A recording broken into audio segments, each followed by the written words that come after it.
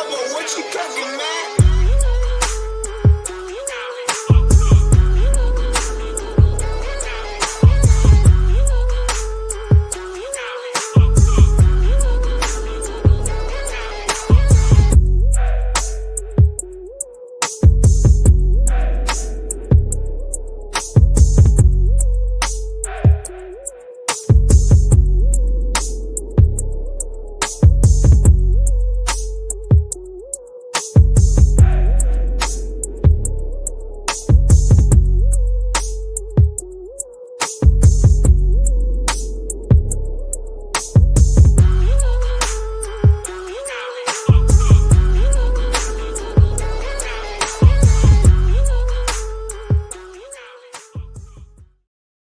What is up, fellas? Coming to you live from Omaha, Nebraska today. Michael Lombard, Nick Klingensmith. What's up, fellas? How you doing?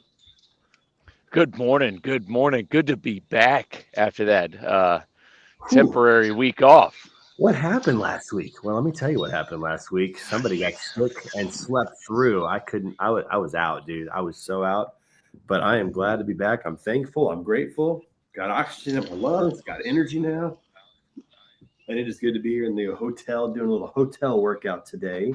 Doesn't matter where you are, folks. You can get active. You can do it. We got Nick coming back in just a minute. Lombard, what's going on in Austin, Texas, bro? Hey, what's happening this morning? Yeah, I'm actually right here at Butler Park. The city's right. You should be able to see the city skyline behind me. I've got a gentleman, good friend of mine, who lives down here. He took, if you saw the recent video from Austin Marathon where I got the Zin handed off to me, it was my friend Chris who videotaped it, and he's moving up to Michigan. So we're linking up here to go for a little 5-6 mile run, waving American flags here soon. So I'm out here getting it in early. Nice. Like to see that. Like to see that.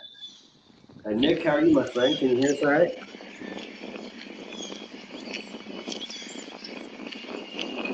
Nick, can you hear us? What's the weather like out there? Yep. Is it me that keeps blipping out, or? Nick, you kind of look like a reporter in cloudy weather right now. It's kind of how it's coming across.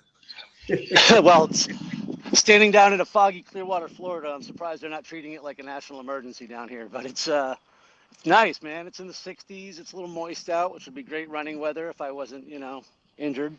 But it's a good walk weather, so here we are. Yeah, very good. Very good, fellas. All right, well, hey, listen, this is it's interesting because, Mike, we were on the road 2 weeks ago. We were in Vegas, had a chance to work out together on the road. I'm on the road again today, and today we're talking about healthy habits when you're out on the road. You know a thing or two about healthy habits when you're out on the road, and I'd like to get the conversation started by what's the one thing that you think about when you think how to be healthy on the road? What's the one thought that comes to mind about being healthy on the road? First thought that always comes to mind when it comes to being healthy on the road is definitely, especially now where I'm at. I'd say early on it was definitely about like movement, getting in movement, but now it's circumvented, especially just from learning. It's about, okay, what am I going to eat? So focusing on what you're eating while you're out on the road. That's my biggest challenge. As a diabetic, that's my biggest challenge is travel. When my diabetes is most controlled, when I eat the most regular things consistently, and it's really hard to find your brand of anything when you're traveling, especially a lot of the places I go for like Spartan races and stuff like that are in the middle of nowhere. So that's one of the biggest challenges that I have is just trying to avoid some of the really bad for you, overly processed, super high sugar, just not good food. Nick, do you take things with you on the road when you travel now because of the diabetic situation? I should be better at this, but when I'm traveling for a race, I'm so meticulous about making sure I have everything that I need before, during, and after the race that I'm not that good about making sure I have everything I need for the other 2.5 days I'm gone. I do bring I bring some protein bars and stuff with me anytime I am traveling. So if I need just some sort of nourishment or nutrition, I don't have to go buy a donut because that's the only thing available to me. Yeah. You know what's crazy though is that Even if you went to McDonald's or Wendy's or a fast food restaurant, they almost always have a salad. They almost always have a piece of chicken or two that you can buy, but you just have to be intentional about it. But it's so hard because you get in there and you're like, ooh, that quarter pounder and fries looks good. That shakes looks good. And so you have to be really intentional about it when you go out. Michael, do you take food with you when you travel, or how do you think about the food when you're on the road? Yeah, I would say so. There's definitely a difference between trucking and then going to like conferences. What I will say, and this is just for anybody out there, is this is what the benefit of counting macros is, as opposed to having specific meal plans, unless you're a gentleman like Nick who does have to worry about kind of what's in the food. But the double quarter pounder with cheese by itself has some superior macros. If you just get the sandwich of the double quarter pounder and cheese, that's for anybody out there, it's like 750 calories with like 52 grams of protein. It's got a good amount of fat in it. Like if you just have the sandwich, no fries, and you get like a diet soda, from a macro standpoint, it's great. But so on the road, it was very similar to being home. So I mean, I grocery shopped regularly. I've kind of gone over that, what I would get at Walmart. But when it comes to a conference, I will bring protein with me, powders. Like I brought some to Vegas. Um, I'll bring certain things, but like Vegas, I didn't go with food. Where it was fortunate is I knew the hotel we were staying at. I knew what the cafe had downstairs. Though what I will give a shout out to, especially with Manifest and F3, similarly, those conferences did provide lunch, and I'd say that the lunch options there, yeah, it's not 5-star food, but one of the days at Manifest, like they had chicken thighs, rice, vegetables, salad, and you know the plate they give you, if you load that plate with everything that's kind of offered and you stay away from the dessert or what have you, like those are good quality meals you can sort of count on. That's a good point too. When I am at middle of nowhere restaurant the night before the race or something like that, or just traveling, if I can't eat the things that I know are going to be best for my diabetes, then I focus on number two, which is making sure I get the things that I need. So focusing on protein, trying to get the non-starchy carbs, things that are going to help me the next day. But I mean, at the end of the day, I want to make sure that I've got the calories and the nourishment that I'll I'm tell going you to need something else anyway. I'll tell you something else that's really helpful on the road that I've found is making sure that I always have my water bottle with me because drink options when you're on the road sometimes don't always include water. Um, Surprisingly, it's not always easy to get water when you're on the road. So having a water bottle around helps you, I think, make good choices with getting at least enough water. You can always throw a different drink on there if you want, but having enough water is really critical on the road, in my opinion. I always pack electrolyte packets too. And yeah, I'm huge on water. It's the first thing I get first thing I get when I get to the airport. First thing I buy when I get off the plane. Or a lot of times you actually now, depending on the airport, you have those good water stations for filling up bottles that don't taste like urine. So there's a lot of ways to kind of keep the water bottle. But yeah, I won't leave the airport without making sure that I've got another full one, and that's with me just 24/7. Drinking water is probably the most impactful thing I do. Yeah, that's really important.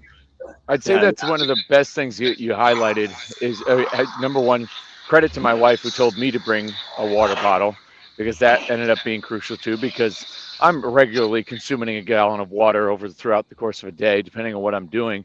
But also Nick said it best when it comes to traveling those conferences, you don't need paralysis by analysis of being too worried about the food, but if you just focus on protein like that right there, that alone, if you just focus on that and don't worry about anything else, but as long as you lock in on that one thing of where am I going to find the protein, you're going to end up not having to worry about what you eat when you focus on that one thing. If you're just saying, okay, what do I know has protein in it? And you go after that first, it'll trickle down into you making a better decision, especially if you're going to a conference, if you're traveling to hotels. yeah, absolutely. Josh says I'm working out at the Whoville gym. Well, certainly I'm in the hotel room, and maybe it's something about my hair. You got the little Whoville curl going on, but good to see you this morning, Josh. Welcome to the show. The other thing that I think about too is when I'm on the road, I always try to make sure that when I go to dinner or lunch that I eat salad. Like that I have that first. And that tends to change a little bit in terms of just nutrients, just having something good. So having a salad with every meal outside of breakfast really has been really helpful as well. I think the biggest word though, Lombard, is intentionality. Like being intentional about what you're doing. Like you said, Nick, packing those, the water packets that you have, and making sure that you're eating protein, focusing on that, making sure that you're working out. I can tell you right now, I was up till 1 o'clock last night talking to one of the clients that I'm here to see. We had a great conversation. A lot of good topics were covered. It was totally worth it. But man, getting up this morning was tough because I was up so late. So having a plan, and having you guys, accountability partners, I'm up. And I guarantee I'd be sleeping if it wasn't for this morning. The plan part hits me because anytime I'm going anywhere, I'm checking the weather and I'm packing to run. I'm planning to run. I love taking the opportunity to run in new places, take advantage of new weather. And I'm not always saying I'm going to get like a crazy workout in. So I have a go-to workout, which is basically like a 15, 20-minute warm-up, a 45-minute run, 15-minute stretch, and hop in the shower. So that's my go-to. I always make sure I plan according to the weather, bring a pair of running shoes. Depends on how long I'm going to be there, but that's my go-to exercise when I'm traveling somewhere. Yeah, it's just about intentionality when you're on the road. Trying not to change things up too much when you're not at home. Although I found that on the road sometimes just changes it up enough that keeps me sharp, keeps me fresh. Good. Is good. All right. So what do you guys got coming up in terms of what races do you have you signed up for? What's coming up next, Lombard? What do you got? Yeah, next up, we've got about 3 weeks. I'm doing High Rocks doubles in Houston. So, for people who don't know, High Rocks is a sort of newer fitness race. I think it started in the UK. I'd really have to look it up. But it's a strength and endurance race, similar to DECA Fit that I know Nick was set to do, and we'll probably do soon. Essentially, with High Rocks, there's 8 stations. So you run in between stations. So you'll run 1,000 meters, and then you'll hit the rower. You'll run 1,000 meters, you hit the skier. You run 1,000 meters, there's a sled push, and there's 8 of those. So you end up running an 8K run, and then you hit some workout stations in between. And it's what's great about High Rocks is it's very inclusive to anybody. You can do doubles. There's open divisions. There's mixed doubles, so you can do male, female. There's relay teams, and it's a lot of fun. It tests a lot of strength and conditioning. You're getting your heart rate up. So I'm excited to kind of jump into that arena. And then Ironman Texas is April 26th. Ooh, that's right before Broken Carrier Summit. You're gonna be coming right off Ironman when we go to Broken Carrier Summit. I didn't realize that. What's that? You're gonna be coming off an Ironman going right into Broken Carrier Summit. Oh yeah, going right into it. But I'll still be once again at Broker Carrier Summit. We definitely need to open those mornings. Like I said, 5K walk, whatever it is. I can definitely still keep on my feet at Broker Carrier Summit. But it would probably be unwise if I was to participate in anything overly strenuous. But yeah, I'll be going right from Ironman to Broker Carrier Summit, and I'm excited for it. Well, it's crazy. So we're downtown in Indy. There's plenty of places to walk safely and do stuff together, but the venue's also big enough that we can do stuff indoors if we need to. So we have a lot of options there, which is going to be great. It's going to be great. Dude, I'm jealous about both the High Rocks and the Ironman. I did not do DECA. I told you that like 2 weeks ago, last weekend. Man, those adductor strains, they just do not go away. And every time you think you start to get a little better, it reminds you that you're old. So we kind of sidelined for a minute. I've been doing everything I can. Like literally, it reminds me of when I ran the 2019 New York Marathon and I fractured my foot several weeks before. Like I was doing everything I could to keep up cardio. I even did like the hand bike at the gym, try to keep up cardio. So I've been working on what I can. We're getting some progress, but I've got the Spartan Race, Super, and Sprint in Jacksonville, Florida this weekend. So I am not going to run in the competitive division. I'm already planning on dropping back to open. And my goal for the race is simply not to exasperate the injury because I really just I want to take off. I want to get back to training here, and but that's where I'm at. So I think I got that. I know I've got Spartan race at the end of the month in Boca, another one back here in Tampa, and I am going to find some more Decas. There's some Strongs, Deca Mile, and the Deca Fit down here in Florida too. So we'll be loading those up. But I just will rehabbing as we say, go. well, yeah, when it comes to cardio, because I've gotten this question a lot. I remember talking to Pedro Logistics Lounge about it. When it comes to cardio, and because a lot of people automatically think, because even walking can be difficult. If you have an injury, foot injury, plantar fasciitis, that can hold you back where even walking is painful. And we clearly know, walking is the best form of cardio you can do. But that ski erg, the Concept 2, which is the same company that makes rowers, that ski erg, it will get your heart rate up big time. So if you don't have any shoulder issues, the ski erg will do it. If you can rowing in the same way, if you have any sort of foot issues, normally rowing isn't the big problem. And then again, I'd say, especially for you, some people are, whether they're good at it or not, but getting in the pool is not only cardio, but active recovery. It will pump blood to places where it's very sometimes difficult to get blood to. There's no gravity, there's no impact, and it's an active recovery discipline that you can essentially swim every single day without overtraining, so to speak. Right. Yeah. And I'm adding that to my training because of my shoulder, like getting the swimming motion in without having the impact of the high impact. For that, I got a sprint today that I'm signed up for, and I might be adding a trail run to that in April if I can. But the schedule's a little crazy right now with Broken Sword Summit, so we'll see how that turns out. But looking forward to that. It's my first sprint triathlon, my first time doing all three, and I'm excited about that. I hear they're addictive, Lombard, after you do a couple of these.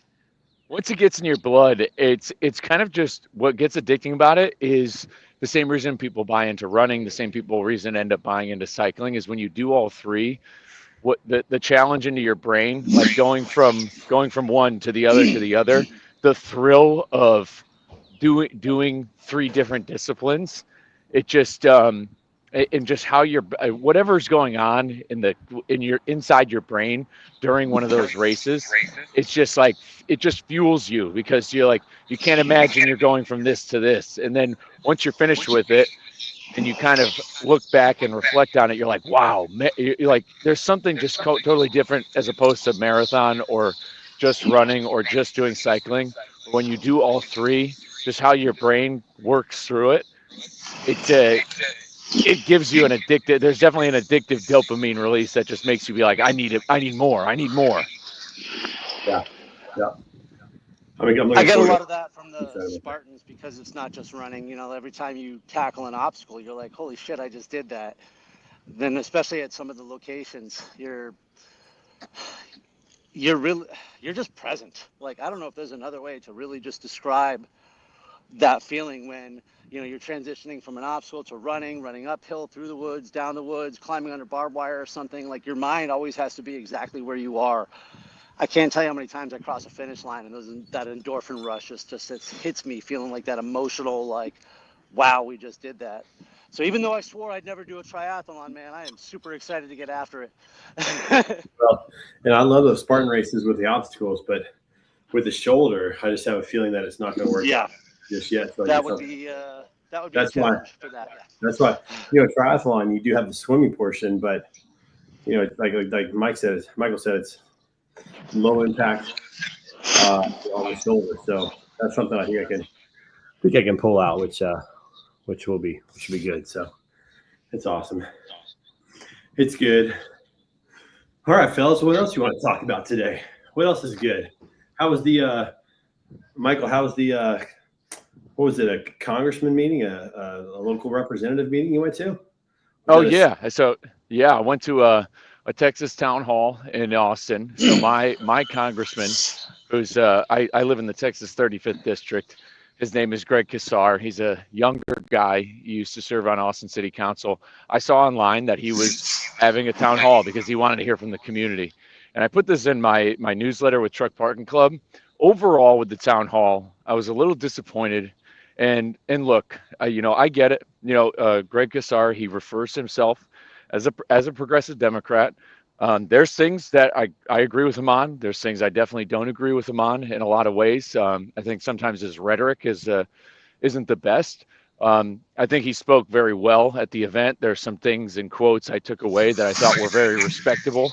Um, but like the town hall itself was a revolving door of complaining almost. It was a lot of people talking, it was a lot of people concerned about the current president and Elon Musk. And I think a town hall is a perfect place for grievances, members of the community to express their discomfort or what they don't like about what's going on in the government. But that can't be the entire basis of it, because at the end of the day, a congressman's job is to legislate. Like, they go there, pass bills, they go there and pass bills. That's what they do. That's what their job is. And as a constituent, your job is to bring your concerns or what that congressman can represent you for in Congress for those bills. So I went there with two bills that have kind of just one of the bills specifically, HR 2367, which is the Truck Parking Highway Safety Act, which has gone to union calendar, which in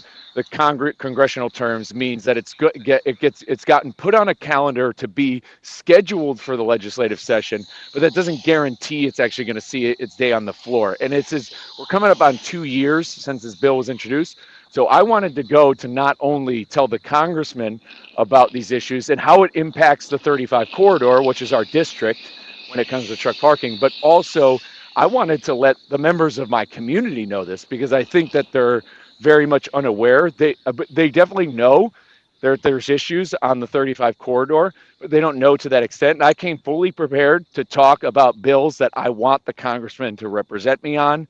And so I didn't get an opportunity to get the microphone, which is kind of annoying because the community needs to know too, because they need to be bought in. But luckily, I did get a couple minutes afterwards, because I'm persistent. You can't just, get angry and leave. And that's kind of like one of the lessons about democracy I've learned is democracy is a long game. It's something that you have to be persistent. So I stayed. He was taking some photos. I was able to get about 2 minutes of his time. He was super open, super receptive. He's explicitly said he definitely knows that the trucking industry, a lot of drivers are very regularly getting railroaded in a lot of ways. And he introduced me right to his head of staff, and then I had probably a 15-minute conversation with her and got her contact information. So it was good. It's my first time going to a town hall event like that with a member of Congress. So like overall, the event, once again, it's just disappointing that it just seemed like this. The congressman's not a therapist. Like he's not there to do that. Like he's there to hear your feedback on how he can go to Congress and pass bills that are going to benefit the district. He's not there to make you feel better, so to speak, if that makes sense. But it was cool. I'm glad I went. Yeah, no, that's cool. I think that I've never been to respond to that. I've never been to my local congressman's meeting, and politics are most effective at the local level. I mean, I feel that quite a bit in terms of just being available. I would have loved to have seen Michael Lombard on the microphone. I'm not gonna lie. TikTok, Instagram video of Michael Lombard on the microphone talking about truck parking. That would have been pretty epic, dude. Oh, I was really looking forward to it. I was looking forward to the because again, we know these issues exist in the trucking industry. Like we know that there's a problem with, and I was going to mention a few, like I was going to lead off like, hey, this is going on, this is going on, this is going on. But I want to start with this being truck parking because there's already a bill on the floor. But like because that's who the awareness needs to get out to is the general public, because truck parking doesn't just affect truck drivers and this industry, it's affecting the general public. So members of my community should know about it. And I think that I personally believe, and I'm not saying that their feelings are wrong, but concerning yourself with Elon Musk and what the president is doing there's no direct immediate impact that's negatively destroying the 35th district, so to speak. I think it's just, it's kind of influenced by outside news media that's telling them to be afraid when we every day have people dying on I-35. Every single day, people are dying on I-35. And it's like, we like let's control what we can control. It's right here in our own neighborhood, in our own backyard, and the congressman can go back to Congress and talk about it as well, and we can start getting some problem fixed. The rest of the stuff, that's a longer game. But what about issues right now? And that's just kind of where I'm at on it. So that's it. Wasn't just telling the congressman that I wanted to do. It was being able to tell the, 150 plus people in that room and have them be like, oh my God, like I can't believe that that's true. One safe parking space for every 11 trucks. Like they don't know those numbers. But when people hear it, they're like, they can't believe that it's real, even though it's happening all around them. Right. And once they hear that, they start seeing the trucks parked on the side of the road. They start seeing these situations that they probably just passed by and not even thought about at that point. So, yeah, it's really important to do that. I love it, man. I love the fact that he wants that. Makes me curious for when my Congress man or woman's city council meeting just to get involved at the local level. Yeah, I'll say, man, we concern ourselves way too much with stuff that makes us horrible. Happens all the time, which is unfortunate. That's for sure. That is for sure. But we are headed into a great time of year. We're coming up towards the end of February. Better weather's coming up for a lot of different people. And I think, this is definitely the time of year. I normally bring it up around May because that's when everything's really in full swing. And I think people really are in their regular, motions. But I can't emphasize enough how the best time to start was yesterday. The next best time is right now when it comes to locking in and making a change. I recently had a Strava contest. I started a group on Strava for, just for like fitness. And Joe Lowry, OTR truck driver, he's a tanker yanker out of, DFW area. He just won $100 for logging in some activity on Strava that I had set. And so when it comes, I'm always trying to coin up new ways, new things, new incentives to get people, especially the industry, to get active. And there's no better time to really get after it than right now, especially as the weather starts to turn in different parts of the country, and hopefully some bad winters. I know in the upper Midwest it's a crapshoot. You don't really get summer till Memorial Day, but there is no better time for anybody to get themselves moving, get themselves walking right now. Especially with, the amount, Trey, you just had the flu. We were talking before we got on. So many people have been getting the flu lately and getting sick. And the best investment you can make is definitely getting a little bit healthier, getting yourself moving, making those conscientious changes, stacking those habits, keep yourself healthy for the next flu season and keep yourself healthy just for the rest of your life. You don't want to wait until you're sick to start taking care of yourself. That's, I just saw a video about that on Instagram. Sometimes people wait until it's too late when they find out they have diabetes, when they find out that they have it, then all of a sudden they start changing. Getting ahead of it is the best decision you can make, and you can do it today. There is no better day one than today. See how I did that? But it's absolutely accurate. You know what, man? I think back to when I was 230 pounds, not active. Pizza was my go-to healthy meal. Whether I was drinking or not, the lifestyle I was living, which was very sedentary, just bad food, I was sick 5 or 6 times a year. If there was a cold, if there was a flu, if there was something, I was getting it. Got it. I mean, it was, and even when I wasn't, half the time I felt like I was getting sick. I think one of the hardest things about hearing people talk about how healthy habits create a healthy mind, healthy body, you don't get sick, blah, blah, blah, is they don't believe it, because I didn't. I'm like, bullshit. The flu's the flu, the cold is the cold. I really had no idea that these simple lifestyle changes, the simple, small lifestyle changes are the greatest defense against all of that. Yeah, there's a lot of truth in that, man. And I mean, I'm in a hotel room. I'm not in a workout facility. I was just checking my heart rate, got up to 120 here, just doing some real basic stuff. It doesn't take a lot. You just get up in the morning, get the body moving, eat some healthy stuff, drink a lot of water, and just like you said, stack those days. Stack one good day, stack another good day, and just see where it leads you. Think about this. Memorial Day is 3 months away, basically, from right now. 3 months from right now, 90 days. And then if you were just to stack 90 days, starting with today, stack 90 days, where would you be by Memorial Day if you're intentionally eating well, if you're moving your body, if you're drinking lots of water, man, it's like 90 days is not that far away, but that can make a massive difference by stacking those days. Especially if you get 75 of those 90 days. Like, think about that. 75 of those 90 days is, yeah, I mean, and that's a lot of leeway, but just what is getting 75 days of absolutely locking in over the next 90 really look like? You're going to have a noticeable difference.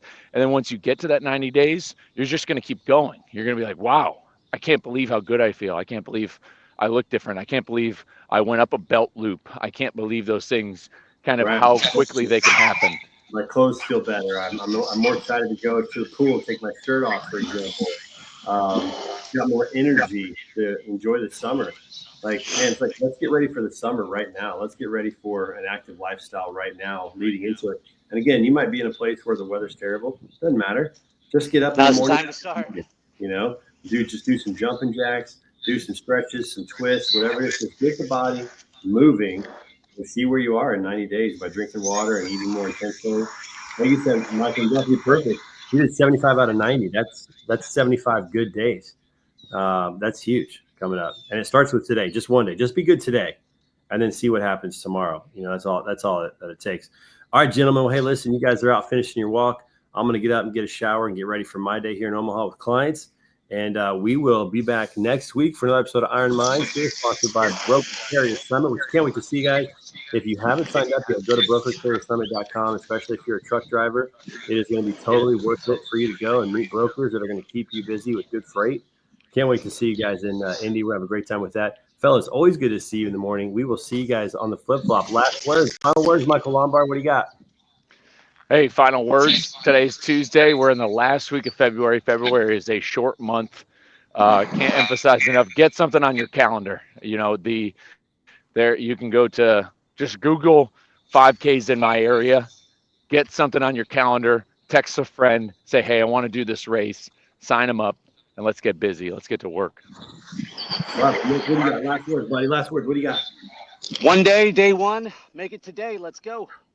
Let's go, everybody. See you guys soon. Peace out. Da-da-da-da.